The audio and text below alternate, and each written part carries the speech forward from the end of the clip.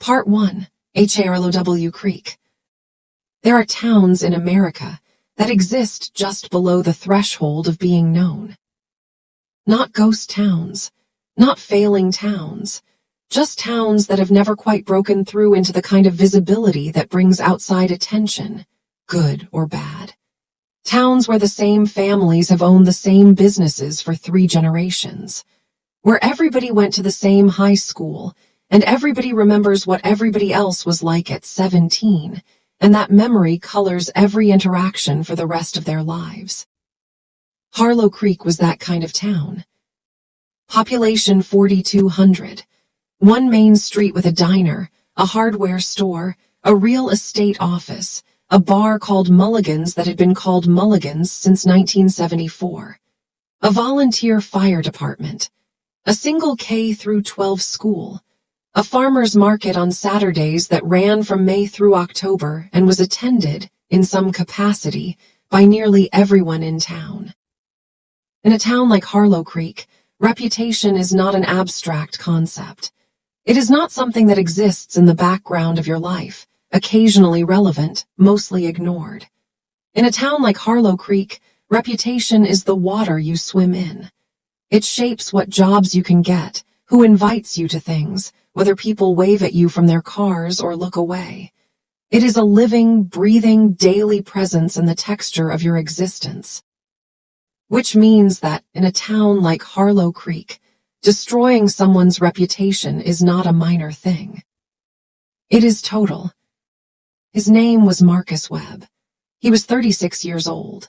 He had lived in Harlow Creek his entire life, except for 4 years at a state university 2 hours away, where he had studied civil engineering and been, by his own account, profoundly ordinary. He had come home after graduation because his father's health was declining, and someone needed to help run the family business, a small construction and contracting company that had served Harlow Creek and the surrounding county for 30 years. He was not flashy, he was not loud. He was the kind of man who showed up when he said he would, did what he said he would do, and didn't talk much about either. In Harlow Creek, this passed for excellence.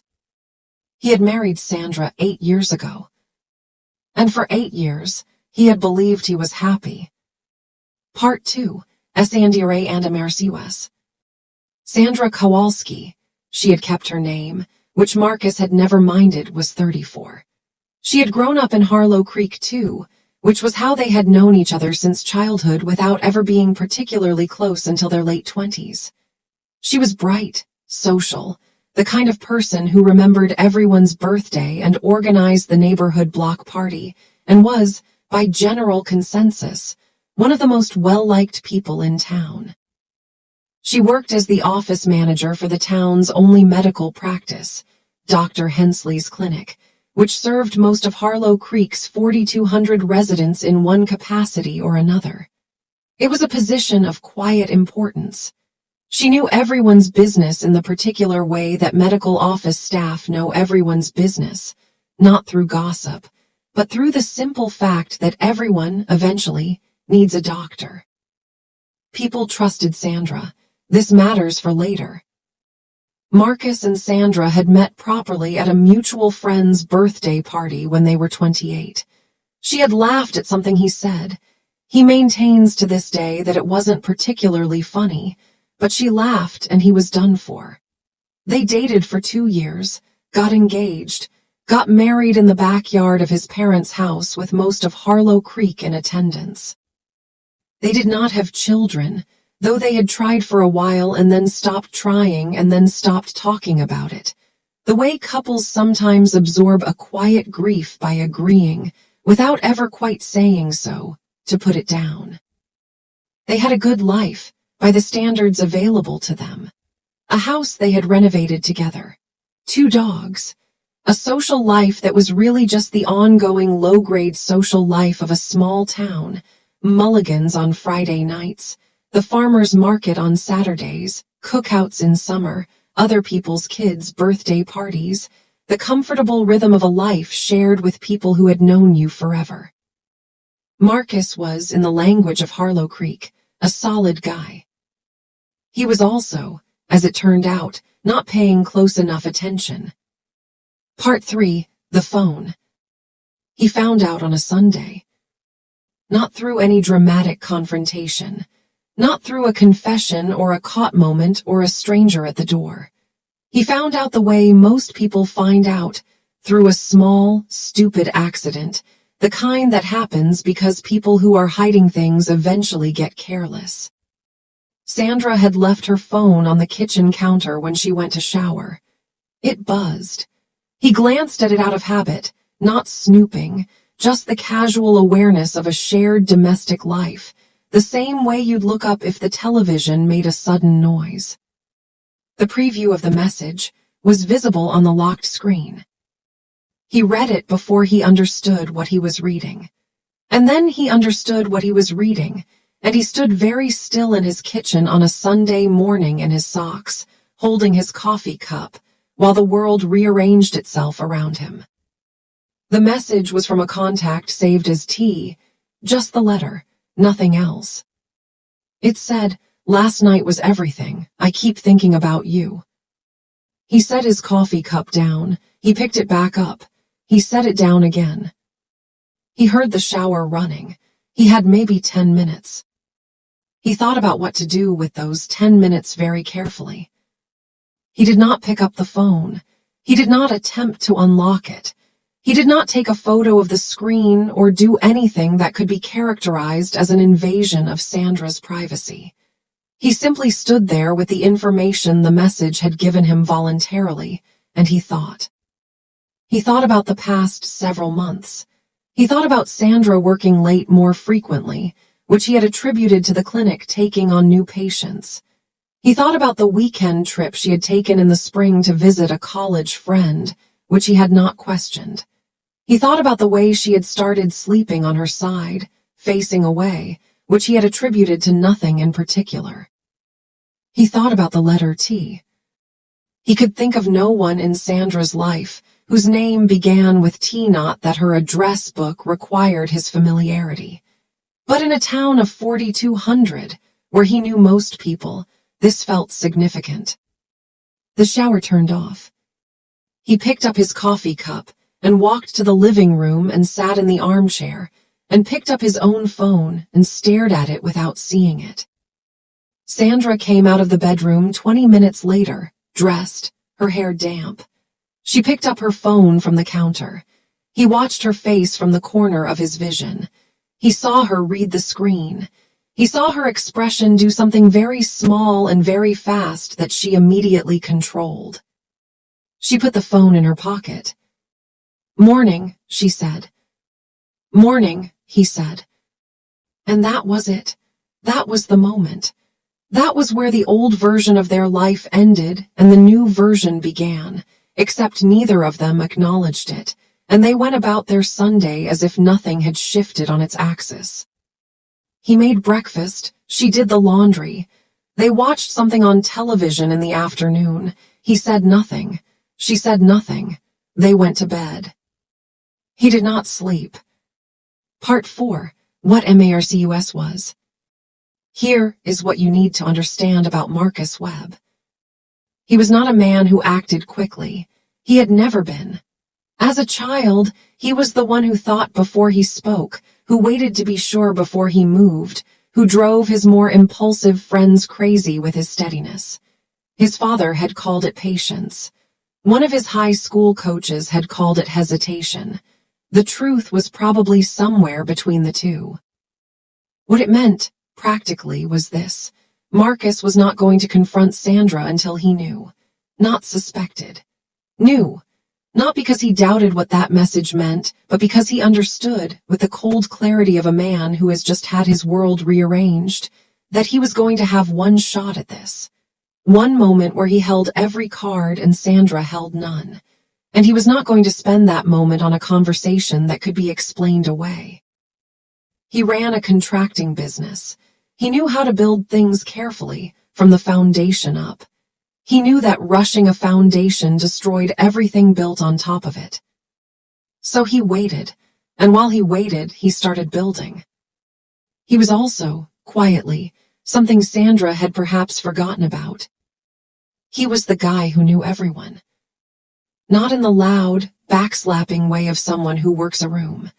In the quiet, steady way of a man who had grown up in Harlow Creek and spent 36 years being reliable and present, and the kind of person that other people called when they needed something done. He had built or renovated, at some point, nearly a third of the structures in Harlow Creek. He had poured the foundation for the clinic where Sandra worked. He had built the addition on Mulligan's. He had redone the roof on the high school gymnasium. He knew people, and people knew him. And in a town of 4,200, that network, quiet, unassuming, built over a lifetime of showing up, was something extraordinarily powerful. He was about to find out just how powerful. Part 5, the investigation. He started with what he had, the letter T. He went through his own memory of Sandra's life, her colleagues at the clinic, her friends from school, people she mentioned casually. There was no T that he could place, which meant T was either someone new, someone from outside Harlow Creek, or someone Sandra had specifically kept separate from her life with him. The last option interested him most. He started paying attention to Sandra's schedule in a way he never had before. Not intrusively, he didn't follow her, didn't go through her belongings. He simply noted the pattern of her days, when she left, when she returned, when she was unreachable. He had always taken her account of her schedule at face value, because that is what trust looks like from the inside. Now he was looking at the same schedule with different eyes. She worked late on Tuesdays and Thursdays. She had done this for about 7 months, he estimated. He had never questioned it. He drove past the clinic on a Tuesday evening at 7:30. Her car was not in the lot. He drove past again the following Thursday. Her car was not in the lot. He said nothing about this. The break came from an unexpected direction. His best friend since childhood was a man named Dale, big, loud, entirely trustworthy in the way that only old friends can be. Dale ran the hardware store on Main Street, which meant Dale saw everyone, heard everything, and retained it all in the manner of a human archive. Marcus had known Dale for 30 years. He had been the best man at Marcus's wedding. Marcus called Dale on a Wednesday afternoon and asked if they could meet. Not at Mulligan's, somewhere quieter. Dale heard something in his voice and said yes without asking questions. They met at a picnic table behind the hardware store. Marcus told Dale what he knew. The message on the phone, the empty parking lot, the 7 months of Tuesday and Thursday evenings. He told it flatly, without drama, the way he told most things.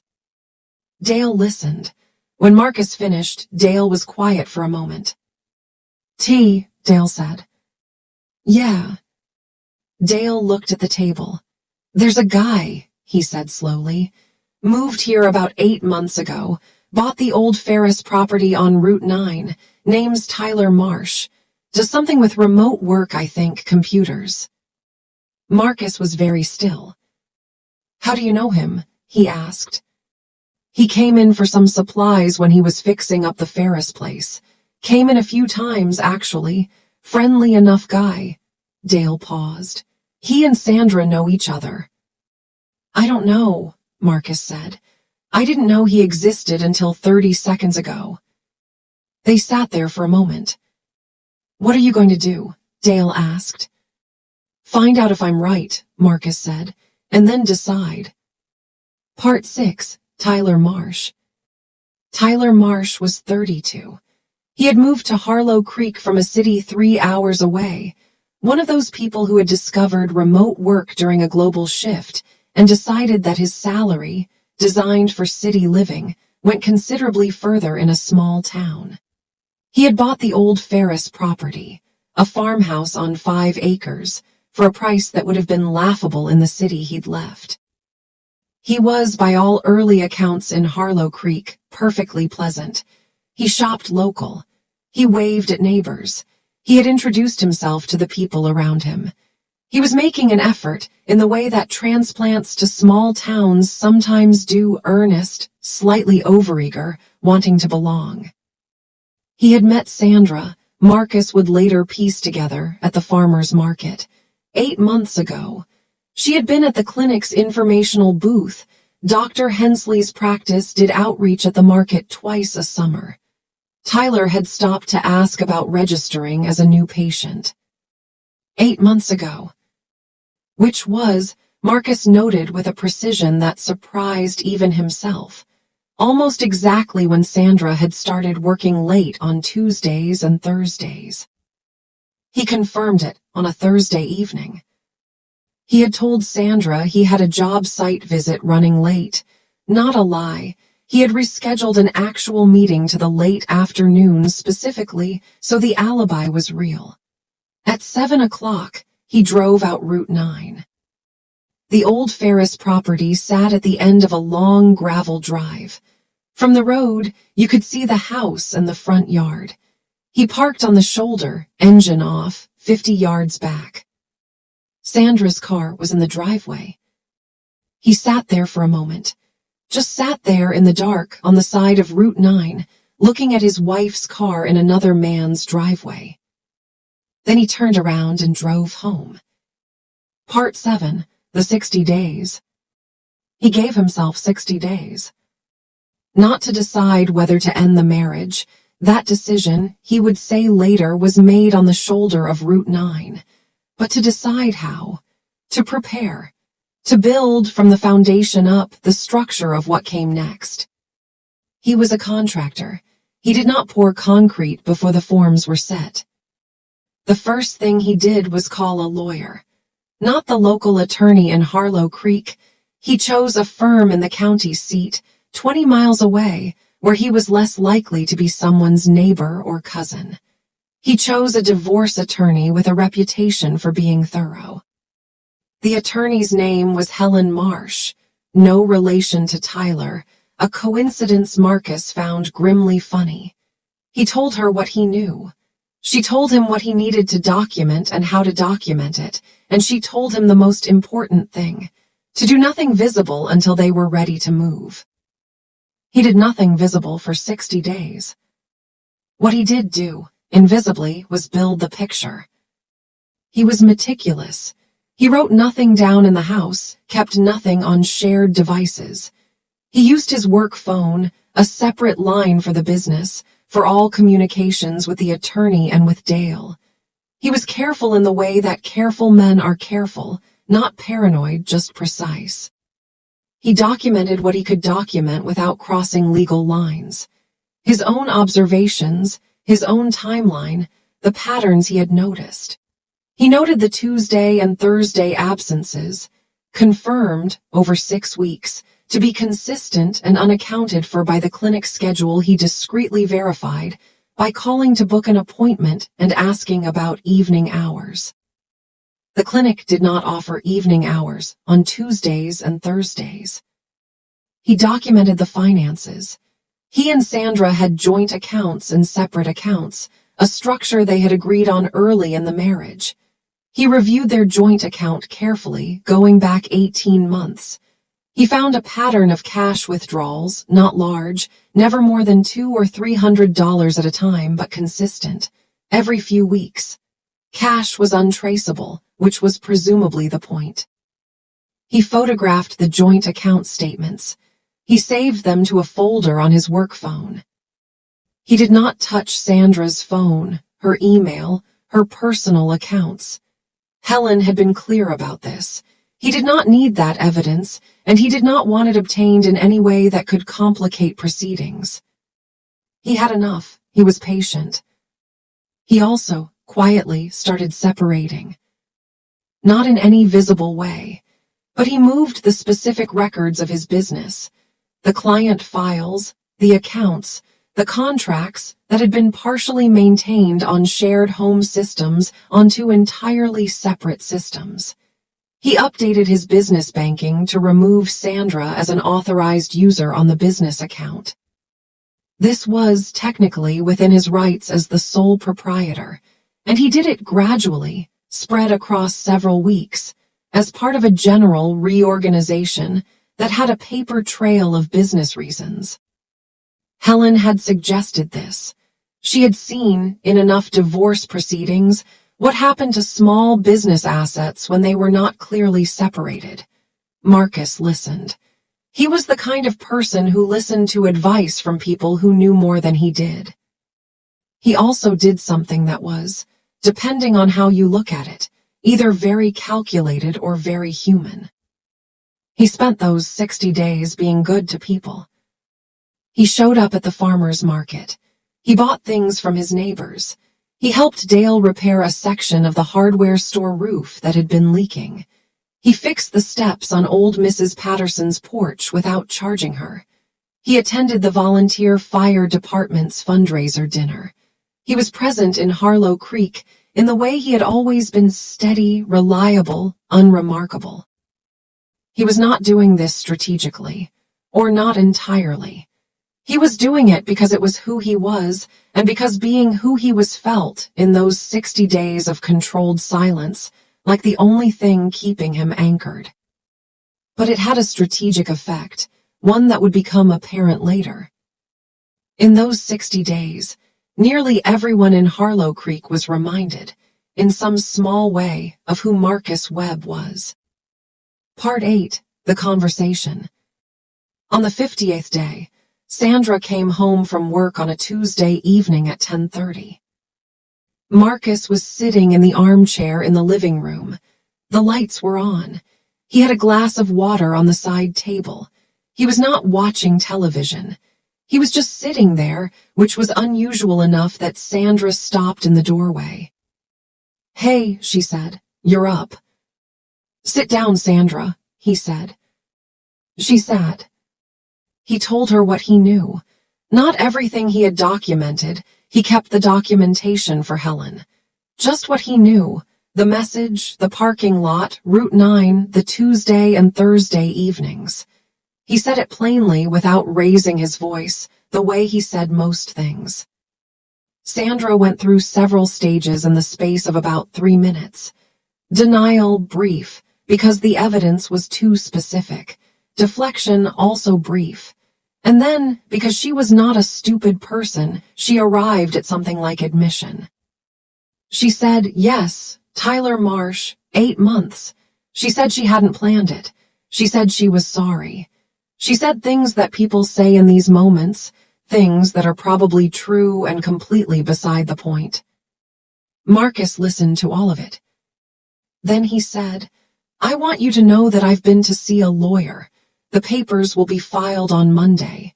You can have until Sunday to make arrangements for where you're going to stay." Sandra stared at him. "I'm not interested in a conversation about saving this," he said.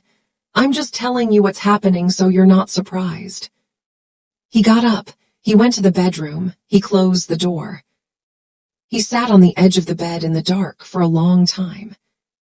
Then he lay down and, for the first time in 60 days, he slept. Part 9, The Filing. The divorce papers were filed on Monday, as he had said they would be. Sandra had moved into her sister's house over the weekend. She had taken her clothes, her personal things, her cat. She had left quietly, which he had expected. Sandra was many things, but she was not someone who made scenes. The filing was straightforward on its surface. Irreconcilable differences, no children, marital assets to be divided. Simple enough in theory. Except Helen had spent 60 days preparing for the financial component, and the financial component was not simple. Sandra was the office manager of the only medical clinic in Harlow Creek. Her salary was modest but stable. Marcus's contracting business, by contrast, was the more substantial asset, equipment, vehicles, an established client base, 30 years of web construction reputation in the county.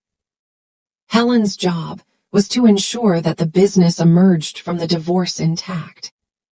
The documentation Marcus had prepared, the account separations, the updated banking, the clear paper trail of business reorganization, made this significantly easier.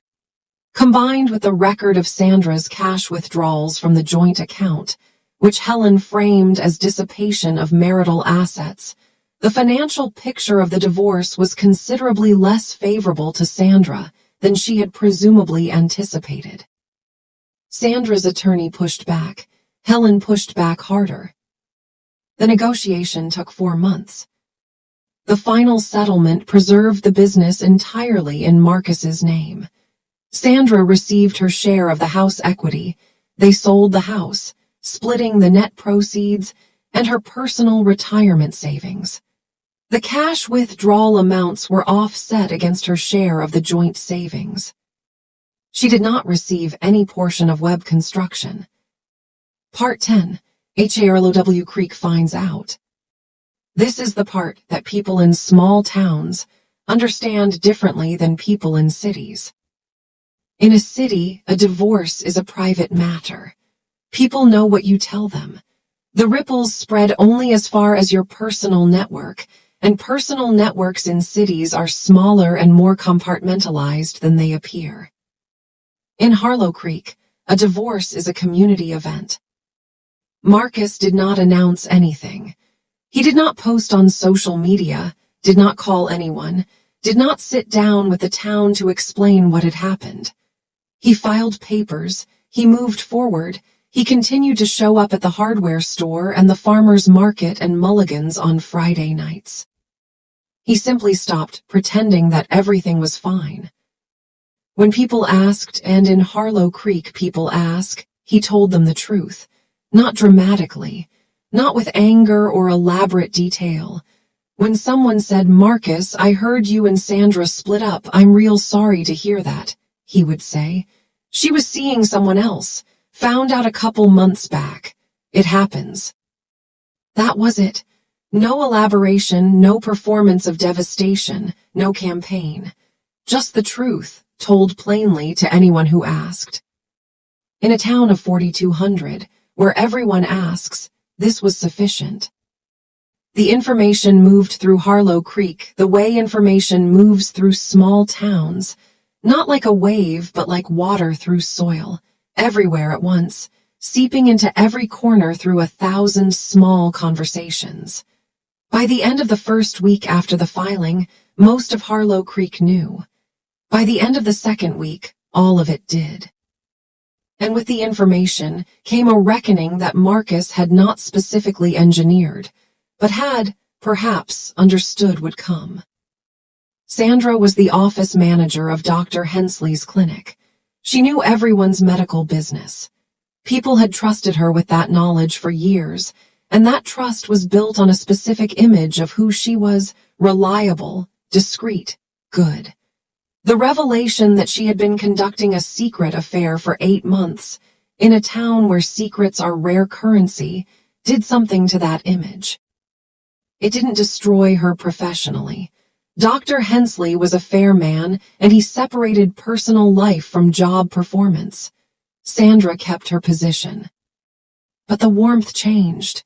The easy social trust that had been her currency in Harlow Creek, the birthday rememberings, the block party organizing, the well-liked person's status she had spent years accumulating, cooled noticeably. Not universally, not cruelly, but noticeably. People who had invited her to things thought twice. People at the farmer's market were polite rather than warm. The social texture of her daily life in Harlow Creek became, gradually, and without anyone making a formal decision about it, different. She had chosen to conduct an 8-month affair in a town of 4,200 people. The town now knew. These two facts were related. Part 11. Tyler Marsh. Tyler Marsh had moved to Harlow Creek to belong. This is an important detail. He had left a city specifically because he wanted the kind of community that small towns offer, the rootedness, the neighborliness, the sense of being known. He had gone to the farmer's market and introduced himself to people. He had waved at neighbors. He had tried. What he had not understood, or had not sufficiently considered, was that belonging to a small town is not something you purchase with a farmhouse on Route 9. It is something extended to you by the community, slowly, over time, based on their assessment of who you are. And their assessment of who he was had just been significantly updated. He had moved to Harlow Creek and had, within 8 months, inserted himself into the marriage of one of the town's most established families. Not just any marriage, the marriage of Marcus Webb, who had fixed half the roofs in the county and poured the foundation of the clinic and showed up to the volunteer fire department fundraiser every year without fail. There was no formal meeting about Tyler Marsh. No one called for his exile. No one was cruel or threatening. Harlow Creek was not that kind of town. It simply became clear, gradually and unmistakably, that he was not going to belong here. The neighbors who had waved became less available. The invitations to the things that constituted social life in Harlow Creek, the backyard parties, the informal gatherings, the general ease of being included, did not materialize. He was not excluded aggressively. He was simply not included, which in a small town amounts to the same thing. He listed the Ferris property for sale 14 months after he had bought it. He moved back to the city. Part 12, WBB Construction. Here is the thing about reputation in a small town that takes the longest to understand. It is not just social, it is economic. Webb Construction's client base was almost entirely the people of Harlow Creek and the surrounding county. Every new job was a referral from a previous job. Every new client was connected, somehow, to a previous client. This was how small-town contracting worked. It ran entirely on trust, entirely on word of mouth, entirely on the question, is this a person I can hand my house to? In the months after the divorce, Webb Construction's phone rang more than it ever had. Not because Marcus had done anything to solicit new business. He hadn't. But in Harlow Creek, when you wrong someone, the community has a way of correcting the balance, not through organized action, but through the accumulation of individual decisions. People who had been meaning to call Marcus about a project called. People who had been comparing quotes decided. People who had used other contractors thought about their next job and thought about Marcus. He had to hire 2 additional workers to handle the volume. He would not directly connect this to the divorce if you asked him. He would say business had been good and he'd gotten lucky on timing. But Dale, if you asked Dale, would tell you a different story. Dale would tell you that Harlow Creek had decided, in its quiet collective way, to take care of one of its own. Which is the other thing about reputation in a small town. It can be destroyed, but it can also be affirmed. Part 13, the thing he said A.T. Mulligan's. 6 months after the divorce was finalized, Marcus was at Mulligan's on a Friday night. He had been going back to Mulligan's for about 3 months by then, not every week at first, and not with any particular eagerness. But Harlow Creek was his home, and Mulligan's was where Harlow Creek went on Friday nights, and at some point the choice to stay away became a choice to let what had happened define more of his life than it deserved. He was at the bar with Dale when someone, a younger guy, maybe 25, who worked at the lumber yard, asked him about it. Not rudely, just with the directness of youth and 2 beers. Man, how did you deal with it? The whole town knowing and everything. Marcus thought about it for a moment. The town knowing, he said, was the only part that didn't bother me. The younger guy looked at him.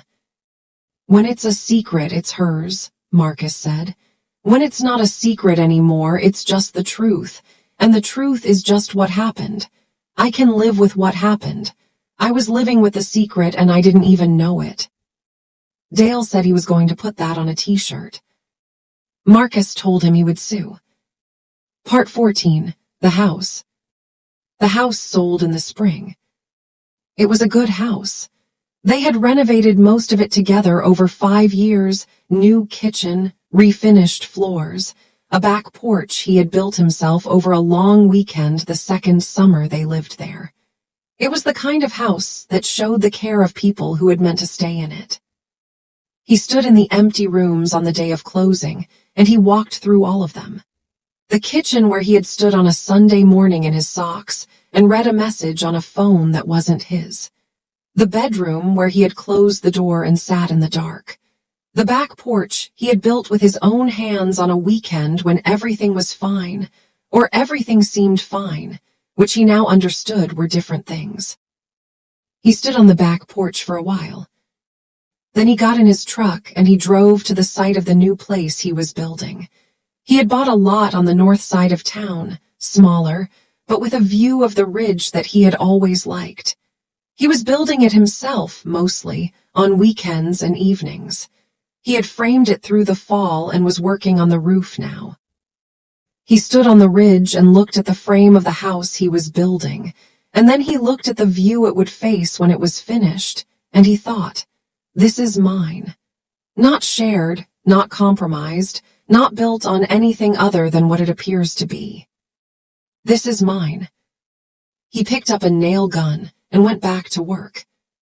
Epilogue: The Quietest Man. People in Harlow Creek still talk about Marcus Webb the way they always have. He shows up when he says he will. He does what he says he'll do. He doesn't talk much about either. The new house was finished in the fall, 14 months after he broke ground. He had done most of the interior work himself over the winter. The floors, the trim, the kitchen cabinets he built from scratch in his workshop and installed over a long weekend in January. People who visited said it was the best work he had ever done. He is not, by his own account, fully healed. He does not perform healing or recovery. He does not post about growth or lessons learned or the person he became. He is just Marcus, in a slightly different house, with the same dogs, going to Mulligan's on Fridays, showing up at the farmer's market on Saturdays. Sandra is still in Harlow Creek. They do not avoid each other, because in a town of 4,200, there is nowhere to avoid anyone. They are civil in the way that people who have known each other their whole lives can usually manage to be civil, even across a wound. Tyler Marsh is in the city he came from. The old Ferris property sold to a family with 3 young children who are, by all accounts, very happy there. Webb Construction had its best financial year on record the year after the divorce. Marcus hired a project manager. He took a week off in August for the first time in 11 years and drove up to the coast, just himself and the dogs, and rented a cabin and did nothing particularly useful for 7 days. He said it was the best week he'd had in a long time. Dale texted him a photo of the hardware store on the last day. "Don't come back. We're managing fine without you." Marcus sent back a photo of the ocean. There is a version of this story that is about revenge, about a man wronged who burned things down and watched the rubble with satisfaction, about a calculated campaign of destruction. That is not quite what this is. What this is, more honestly, is a story about a man who knew who he was, who had spent 36 years building a life in one place, becoming known to the people around him, earning a reputation through the daily work of being reliable and present, and who, when someone tried to take that from him, simply stood up straight and let the town see the truth. He did not need to campaign. He did not need to exaggerate. He did not need to do anything particularly dramatic. In a small town, the truth has its own gravity. It pulls things into alignment eventually, without you having to push.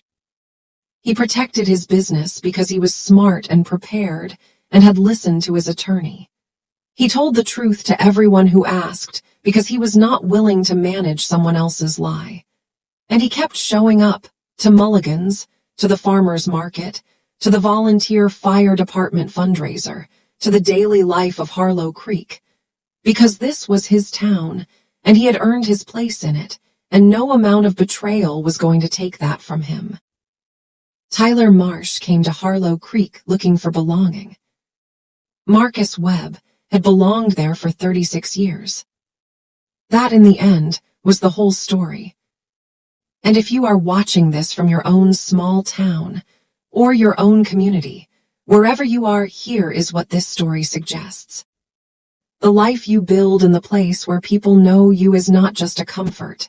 It is a foundation. And a good foundation, built honestly over time, does not collapse because someone else chose to be dishonest. Protect what is yours. Legally, clearly, with the help of people who know how.